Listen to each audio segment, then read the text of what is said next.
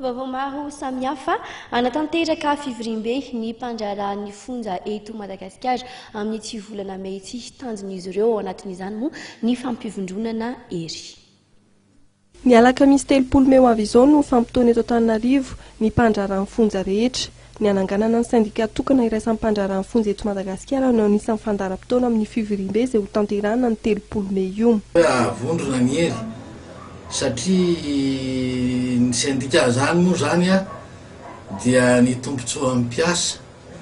no jerevana ka atao anatin'ny administration pénitentiaire nandritra n'izay efa taon'izay moa zany nisy maromaro ny fitakiana nefa tsy fantatray angamba fa hoe le syndicat hoe mizara roa zay tsy nahatotosany le fitakiana reny ka reo fitakiana rehetrarehetra zay nataonay taloha reo miampy fitakiana vaovao zany dia hodinianay daholo amin'ny fivoriana io zany. Mbola hodinianay ao anatin'ny fivoriana amin'ny 30 May io ny zavatra rehetrarehetra zay maharary anay mpandrarahan'ny fonja zany dia zay moa nefa niresahanay teo hoe isy fekevitra ho raisinay amin'ny faha-30 volana May. Hatreto zany aloha mbola tsy misy resaka hoe zao na hoe isy hetsika na isy inona fa arak'izay hoe ananganana